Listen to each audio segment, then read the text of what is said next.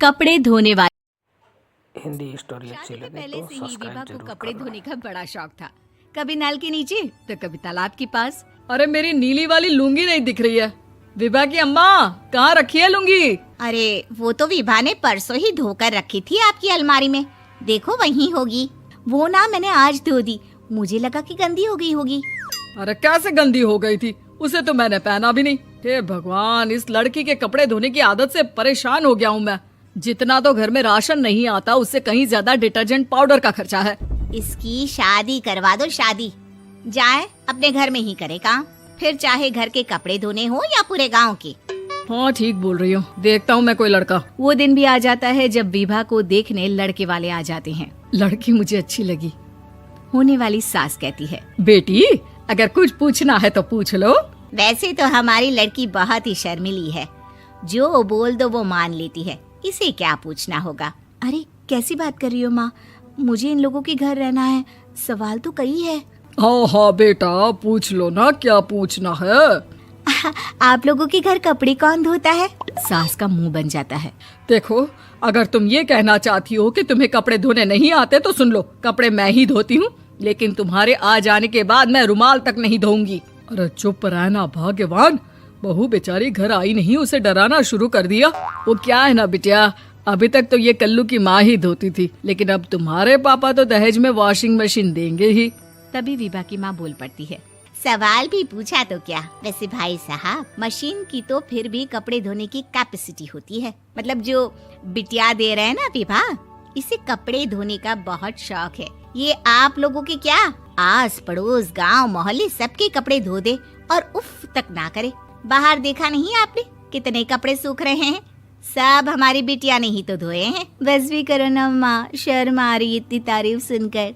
और तो और एक दाग निकाल कर दिखाओ तो मान जाऊँ। हाँ अच्छा माफ करना बेटा, मैंने गलत समझा, हमें तो रिश्ता बहुत पसंद है। और ऐसे जुड़ जाता है रिश्ता कपड़े धोने का शौक रखने वाली विभा का। उसकी शादी हो जाती है कोयला फैक्ट्री में काम करने वाले कल्लू के साथ। शादी के बाद अचानक विभा चिल्लाती हुई सास के पास आती है। सासू माँ, अरे सासू माँ कहाँ है आप?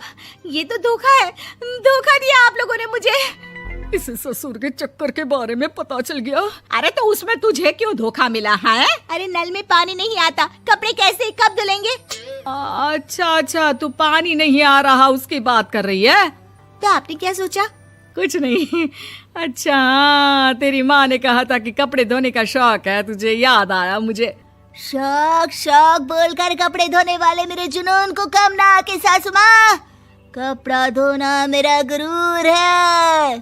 तभी पति भी वहाँ आ जाता है। अभी अभी मैंने इसे सनी देओल की फिल्म दिखाई है, उसी के डायलॉग मार रही है माँ। अच्छा सुन, साफ साफ बता रही हूँ, पानी सुबह 4 से 6 और शाम को 10 से 12 आता है, समझी? विभा टाइमिंग सुनकर हैरान हो जाती है। ये क्या भूतों का मोहल्ला है? सुबह 4 बजे उठकर कौन कपड़े धोता है? 4 बजे टंकी में पानी जाता है, फिर सारा दिन धोना ना, किसने मना किया? अरे कैसी बात कर रही हैं? 200 लीटर की टंकी में कितने कपड़े धो लूंगी मैं, सुबह ही उठ जाऊंगी मैं। अब क्या था, विभा सुबह 4 से लेकर रात के 12 बजे तक कपड़े ही धोती रहती। एक रोज सास पड़ोस से निकलकर कहीं जा रही होती है कि साथ वाली कहती है, हाँ कल्लू की माँ, जरा ये बताओ कि 2 साड़ी है, 2 ब्लाउज और एक पेटीकोट और एक नाड़े वाला लंबा कच्छा। हाँ तो? अरे तो क्या, कितना लोगी धुलाई ये बताओ। धोबन दिख रहे हैं हम क्या? हमारे पति सरकारी नौकरी से अभी अभी रिटायर हुए हैं और बेटा सुपरवाइजर है कोयला फैक्ट्री में। धोबन समझ रखा है हमें? हाय रे कल्लू की अम्मा, माफ कर दो, वो तो मोहल्ले में यही सब बता रहे थे कि तुमने बहू को कपड़ा धुलवाने के काम में लगा दिया है। सास को पड़ोसन की बात सुनकर गुस्सा आ जाता है। वो घर पहुंचती है जहां घर के बाहर ही इतने सारे कपड़े सूख रहे होते हैं जितने कि किसी धोबन के घर पर। अरे ओ कल्लू की दुल्हन, बाहर निकल।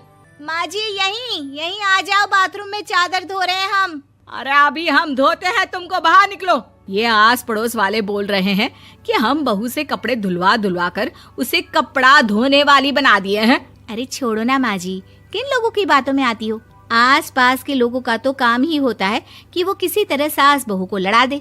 बहू सारे घर के कपड़े धोती है, ये क्या कम है? बोलिए। सास को भी लग जाता है कि वो बहू का ये सनकीपन नहीं छुड़वा सकती, इससे अच्छा है कि खुद ही चुप हो जाए।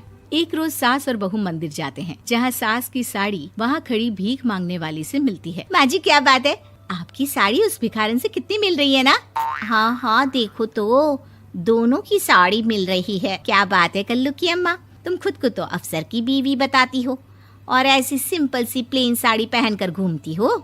सिंपल और प्लेन नहीं है ये साड़ी। तो क्या सोने के धागे से फूल बने हैं? कुछ भी सासू माँ, कुछ भी। हाँ बने थे इस साड़ी में सोने के धागे से फूल। मेरे पति लेकर आए थे मद्रास से स्पेशली मेरे लिए 10,000 की। ताहे भाई साहब इस भिखारन के लिए भी सेम टू सेम साड़ी लेकर आए होंगे 10,000 की। सास उस वक्त तो कुछ नहीं कहती, लेकिन बहू के साथ घर आती है और अलमारी से एल्बम निकाल कर लाती है। ये साड़ी देख रही है, ये वही साड़ी है जिस